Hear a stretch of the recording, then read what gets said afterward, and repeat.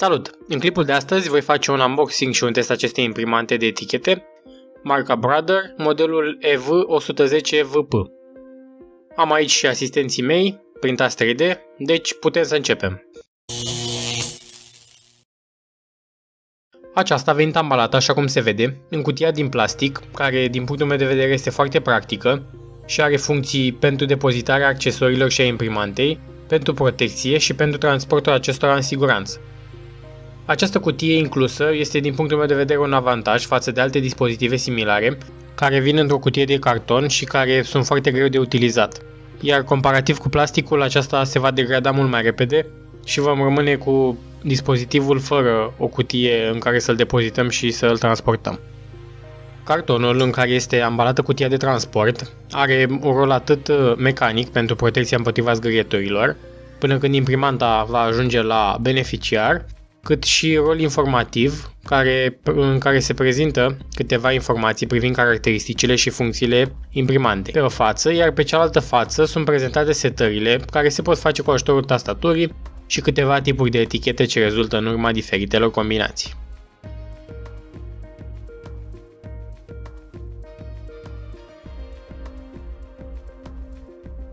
Ambalajul este destul de ușor de desfăcut, nu prezintă niciun sigiliu propriu-zis, însă se vede dacă aceasta a fost desfăcută sau nu, din modul cum se prezintă ambalajele din plastic care protejează elementele din interiorul cutiei.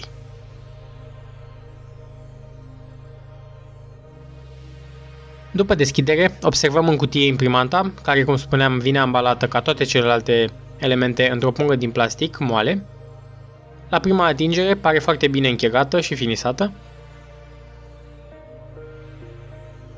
În partea din spate, din ce am văzut în videoclipul de prezentare oficial de pe pagina companiei, se vor pune rola de etichete și acumulatorii sau bateriile în funcție de ce se alege pentru alimentare.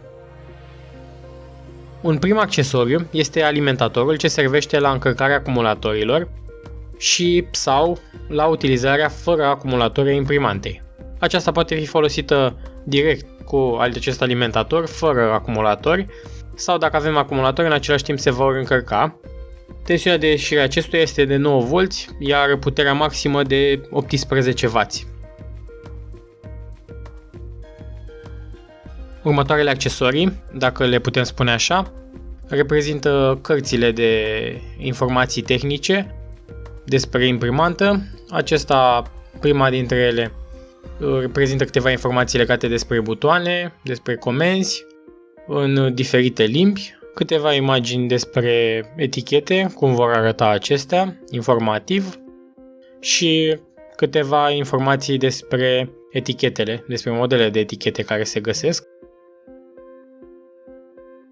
Mai departe, avem un ghid de utilizare. Acesta ne spune pas cu pas cum să facem setările, astfel încât să obținem eticheta dorită la final.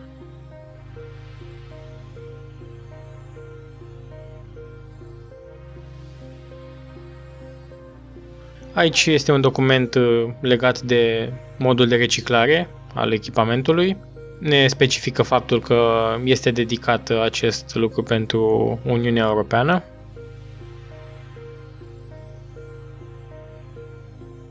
Mai departe avem certificatul de conformitate, în care ne sunt prezentate câteva avertismente și câteva atenționări privind utilizarea echipamentului.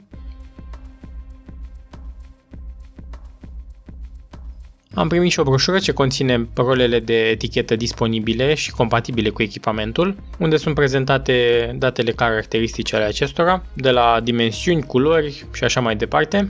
Vedem că sunt foarte multe modele. Aici avem un carnețel, similar cu cel de mai devreme, doar că în alte două limbi față de cel precedent. Avem și certificatul de garanție al imprimantei. Vedem că sunt mai multe limbi, chiar și limba română.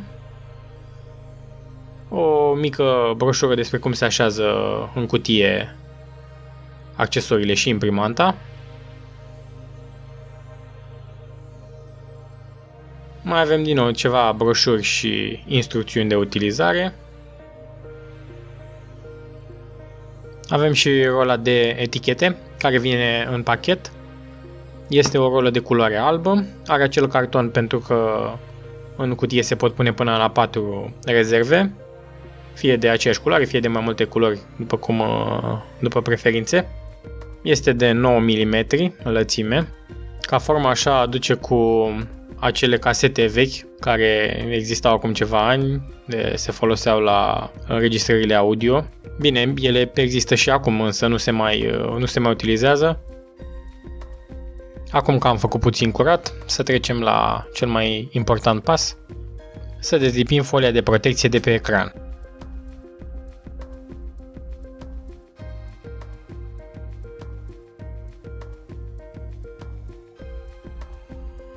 Mai departe, pentru a monta caseta de etichete și acumulatorii, este nevoie să desfacem capacul din spate, se desface foarte ușor, se apasă în partea de sus și se trage înspre exterior.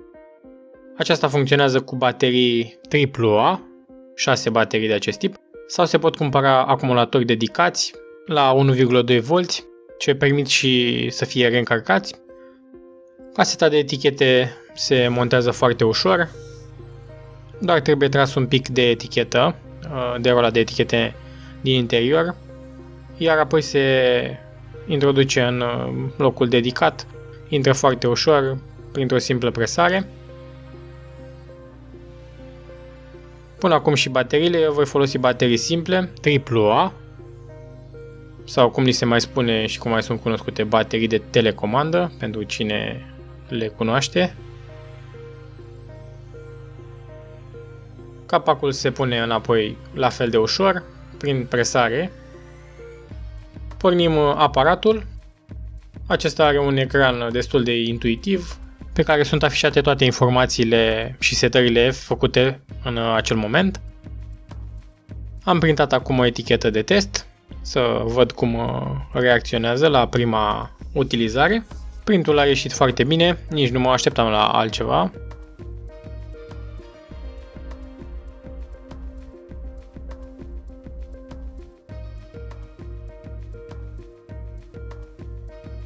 Mai departe, o să mergem prin meniul cu setări. Am să vă arăt un pic ce setări se pot realiza.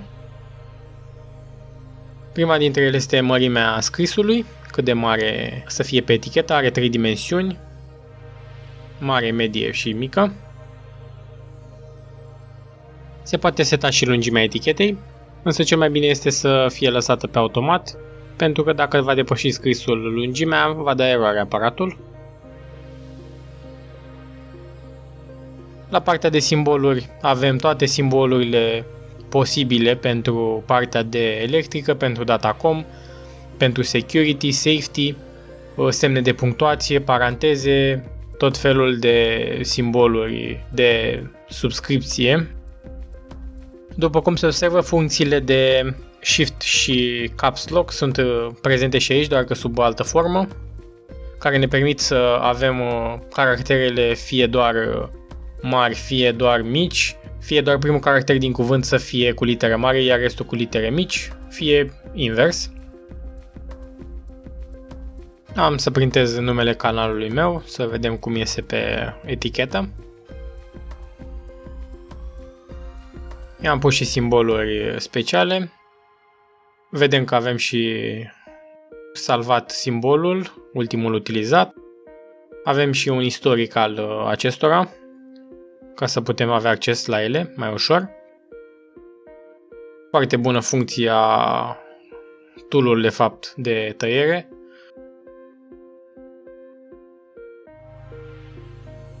Mai departe mai trecem un pic prin setări. Această imprimantă permite să scriem pe 2 rânduri pe etichetă. Evident, mai întâi trebuie să setăm dimensiunea scrisului mai mică, pentru că nu vom încăpea de o dimensiune mare. Iar ca la o tastatură normală, prin tasta Enter trece la următorul rând. Apare indicat numărul 2 pe display, ce indică acest lucru, că suntem pe rândul 2.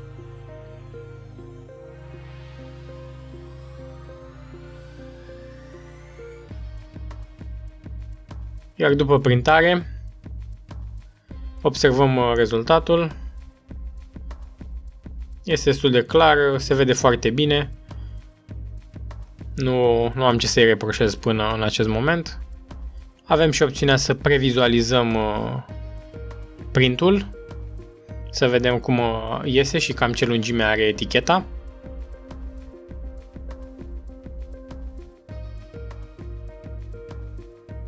Un alt tip de etichetă este cel care se lipește direct pe cablu. Pentru acesta trebuie să setăm diametrul cablului pentru a fi perfect pe dimensiunea acestuia. După cum se observă, pe etichetă va apărea textul pe care l-am scris, repetat pe toată dimensiunea etichetei. Dezavantajul este că nu putem să scriem cât de mare vrem, ci trebuie să ne limităm la lățimea etichetei pe care o avem. O altă opțiune de a printa etichete este sub forma de flag. După cum s-ar traduce în limba română, ar fi un steguleț, tot dedicat pentru cabluri sau conductori.